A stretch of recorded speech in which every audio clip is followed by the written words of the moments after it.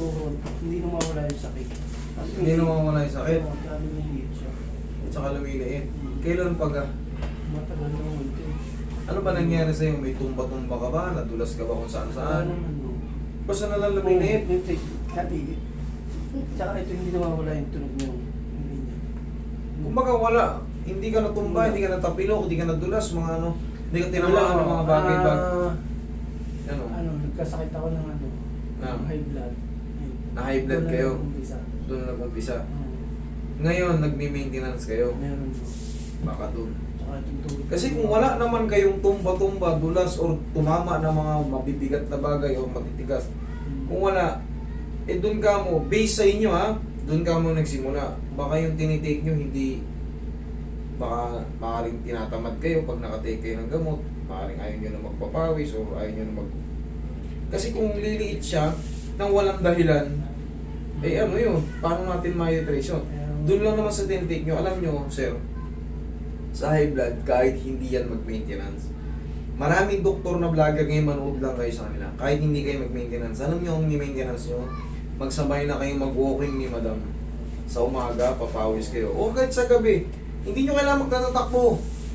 Walking lang, tapos kain lang ng mga prutas-prutas. Hindi nyo na kailangan mag-maintenance. Kasi sisirain, yung maintenance natin, katagalan, sisirain yung mga ano. May mga ano yan, tinatawag na yung chemical reaction sa atin, may side effect. Ngayon, baka yan yung side effect sa inyo. Kasi wala naman kayong ano eh. Na high blood lang kayo, tapos yun na. Nagbago-bago na yung pakiramdam nyo. Okay? Hindi nyo kailangan na maintenance. Subukan nyo wag mag-maintenance, pero day by day kayo, walking. Pag napawisan, palit ng damit, inom ng tubig. Magpapak kayo ng mga cucumber, isawsaw nyo sa honey. Okay? Subukan nyo yan. O kaya yung cucumber, iwa nyo. Puso yun, nilalagyan ng paminta at suka. Ayan. Tapos, mga kung ano-ano prutas-prutas natin. Grapes, mga kung ano-ano. Basta mga... Itong aking master, parang naglalak siya. Paglalak. Kaya nga. Sara. Okay naman. Sakit kong dito ko eh. Sumasakit dyan. Sige, unahin na natin yung panga mo. Mababasag eh. Sige. Sige nga. Sara. Okay, sige. Usog natin ng konti.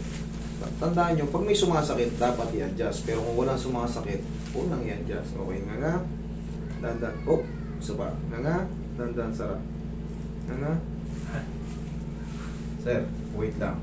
Pag ninangan nyo, ngangan nyo lang muna. Huwag nyo isara kasi pipress ko pala. Sinara nyo ulit eh. Sige nga. Yan, dahan-dahan sara. Sige, isa pa nga. Huwag nyo muna isara nga. Dahan-dahan sara. Sige, isa pa nga. Dahan-dahan sara. Sara. Hindi lang inaantay natin. Kasi pag hindi may tutulak pag nakasara ulit. Kailangan lang nga. Yan. Lalagitik yan. Bakit? Dudulas kasi hindi mo ma-adjust yung pag nakasara. Paano ma-adjust pag nakasara? Kailangan talaga nakanganga para dumulas yung joint, yung tinatawag natin ditong condyle.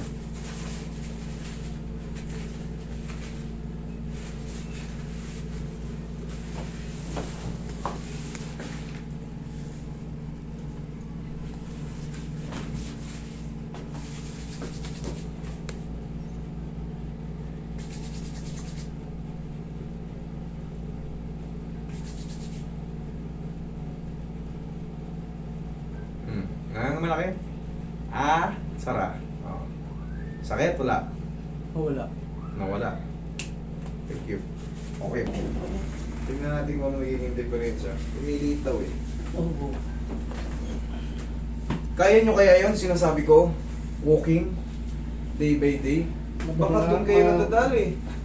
Gabi ko kasi yung trabaho ko eh. Gabi yung trabaho mo. Eh sir, pag high blood tayo at wala tayong papawis, katulad niyan, siyempre sabi ni sir, gabi ang trabaho mo. Sa umaga gusto mo tulog na ako. Pagkagising nyo kahit paano, inom ng tubig, walking. Kailangan kasi, pag high blood ka, may stroke yan. May kakambal na stroke yan na nakakatakot sa high blood. Traitor yan. May stroke ang high blood.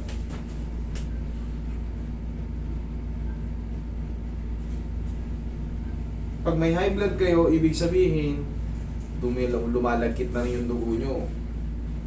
Maaari magkaroon kayo ng diabetic o diabetes. Sorry, diabetes. Magkakapatid yan.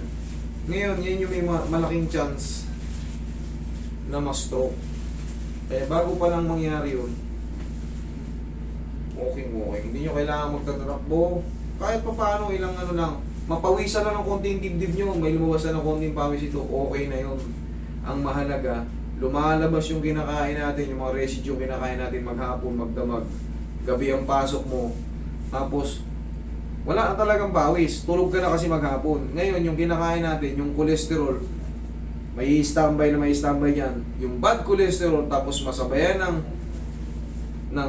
ng high blood pressure, yung cholesterol, clogging yan sa dugo, mag-explode yan. Yun na yung stroke.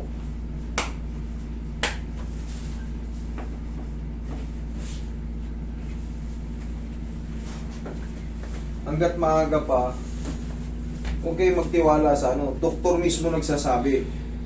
Huwag kayong mag-maintain ng maintenance. Hanggat kaya, kung kakayanin yung huwag mag-maintenance, i-exercise nyo, mas maganda. Kasi minsan nakakalimutan natin yan. O hindi ako tapos napakain ka ngayon ng mga medyo fatty foods. High blood ka ngayon sa handaan, sa kasagsagan ng handaan. Hindi mo alam, stroke na. Eh kung healthy living na tayo, nagpapapawis tayo, wala tayong kaya kahit nakalimutan natin yung gamot na yun, kung araw-araw tayo pinapawisan. Tandaan nyo, sinabi ko, hindi nyo kailangan magtatatakbo. Bigyan nyo lang ng time. Ikot-ikot lang kayo. Saan kayo ba nagtatrabaho? Tunahan mo. Hindi siya malayuan ng takbo. Kumbaga, walang lakaran ng malayo. Wala. Baka akala ko kasi may portion kayo nilalakaran eh. Wala mo.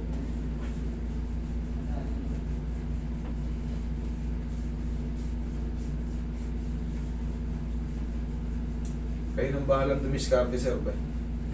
Kailangan nyo kasi manood din kayo sa mga vlog. Maraming doktor na vlogger. Sobrang dami na ngayon. Sobrang dami ng vlogger na doktor ngayon. Ang mga leading na doktor na vlogger, di ba sila Doc Willie Ong, Doc Atoy, Doc Chingy, Doc Franz. Maraming doktor na vlogger. Sila rin mismo nagsasabi, huwag kayong mag-standby sa maintenance. Kasi hindi yan healthy yung mga synthetic na iniinom natin. May mga side effect yan. Baka ito yung side effect sa'yo, sir eh. Kasi nga sa assessment ko sa'yo, wala ka namang walang tumba, walang tulas, walang mga bagay-bagay na tumama sa'yo. Lumiit lang yung pa ako. Kaya nga siyempre, doon na tayo mag-iingat sa mga tinitake natin. Baka hindi fit sa'yo yun eh. Subukan mo huwag mag-maintenance. Tapos sundin mo lang yun, nasabi ko. Ang blood cell, ang kasi, ang massage, para for blood circulation yan, kaya minamassage ko, sinaalay natin, para kung may mga joint man na umiipit bones, maalay natin. Kasi wala naman ako nakikita kay Sir Nano kaya ang the best lang talaga, i-reset ko lang talaga yung mamaya sa balakangan, patamaan ko siya.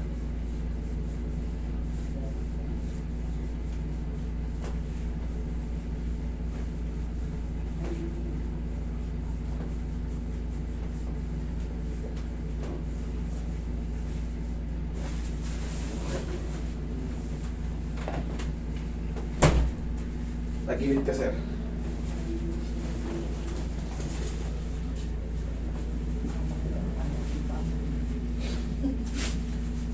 Johnny Bravo. Kabilang side. Pero hindi naman tuyo eh. Kumbaga, proportion pa rin. Siguro maliit lang tignan, or lang sabihin natin lumiit. Pero hindi katulad siya ng ibang lumiit na tuyo yung muscle, tapa. Oh, maganda pa naman. Kumbaga balance. Yung iba talagang wala na to. Wala na yung mga ganyan. Talagang balat at buto na lang talaga.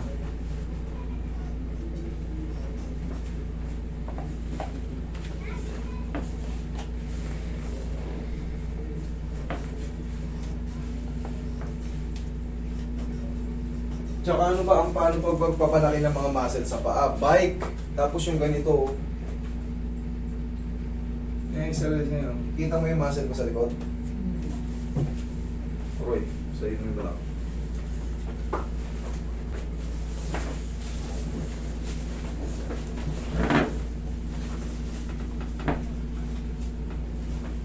Okay naman. Ganda naman ako. Baka nga dun ka lang sa mga nerve sir na ano, kaya ayaw lumaki ng mga muscle mo. Ito yung mga exercise mo. Kasi kung talagang may problema yan, pag pinirat ko yan, aaray ka. Eh wala eh. Wala tayong maano. Baka nga dun ka lang sa ano. Kaya kung nireset yung balakang mo, siyempre, for blood circulation yun para gumana yung mga ano. Pero hindi yan overnight ha. Kailangan susundan mo rin ng mga ganito yan sir. Oh. Tapos, bike. Bike. Kung ayaw mo mag-walking, mag-bike ka. Kita mo yung mga biker? Ang lalaki ng ganito, ang lalaki na. Yun na naman ang ano dyan. Okay, sir? Sige. Tsaka pag nag-bike ka, papawisan ka na rin. Oh. Okay, kailangan nyo matuto ng ano. Sir, ha? Salamat. Wala namang masakit. Wala. Yung ano,